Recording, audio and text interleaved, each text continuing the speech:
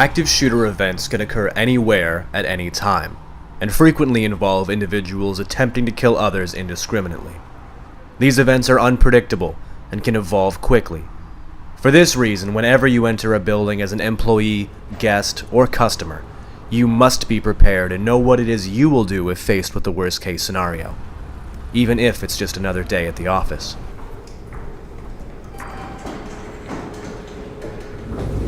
Last night, every time I closed my eyes, all I could see were slide decks. Don't remind me.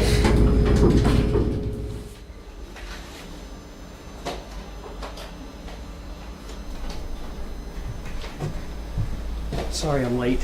Did I miss anything?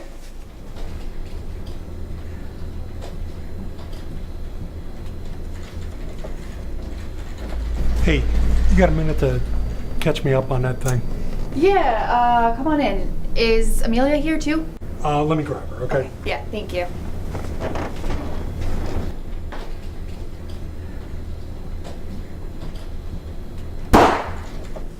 When startled by a gunshot, it's a natural human reaction to freeze.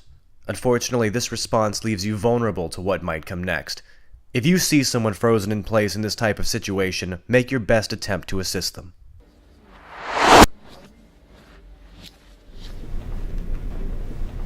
I think it's critical that we find a way to make sure this doesn't happen again. We've wasted way too much time. That's gunfire. Are you sure that was a gunshot? That's gunfire. Was that really a gunshot?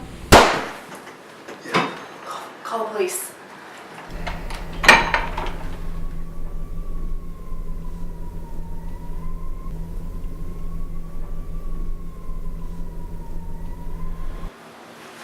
Move over there. Quiet.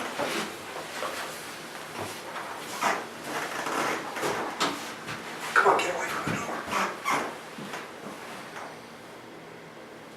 If you can't easily evacuate, the best option is to hide. Lock the door, stay close to the ground, and try to find cover from any stray gunfire that may penetrate the walls.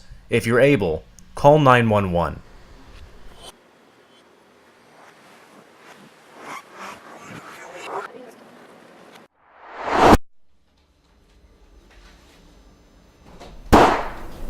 What was that?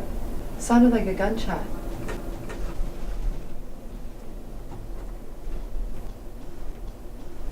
What should we do? Come on. Let's get out of here. When possible, the best alternative in an active shooter event is to run. If your path is clear and you can safely reach an exit, evacuate as soon as possible. Of course, some may not have such easy access to a safe exit. In these situations, you must decide for yourself whether it is best to evacuate or to hide. As with any of these options, if you do choose to run, commit to this action. And remember, police will be arriving to assist you and to evacuate the wounded, so be sure to keep your hands up and empty as you clear the building. Otherwise, put simply, don't stop running.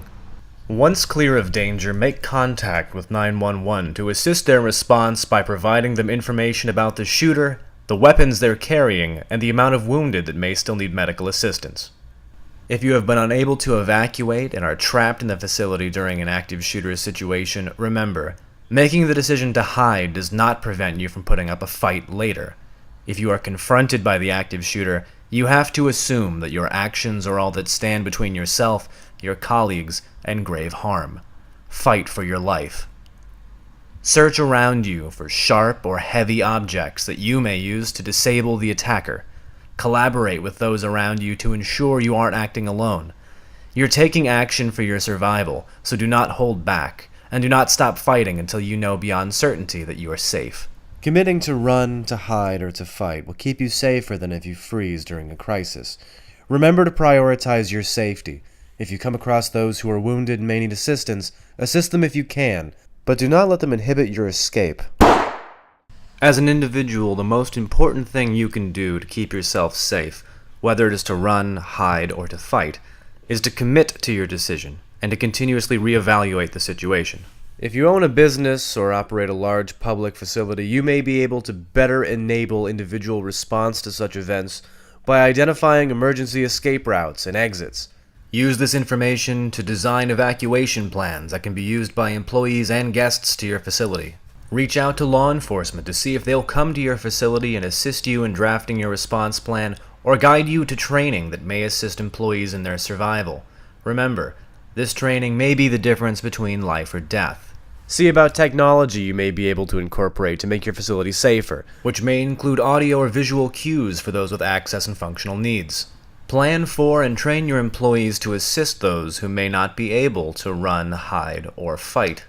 Equip them with a first aid or a go kit, an emergency ladder in case you're not on the first story, and explore the possibility of mass notification technologies, which may enable you to alert those in the area of any present dangers.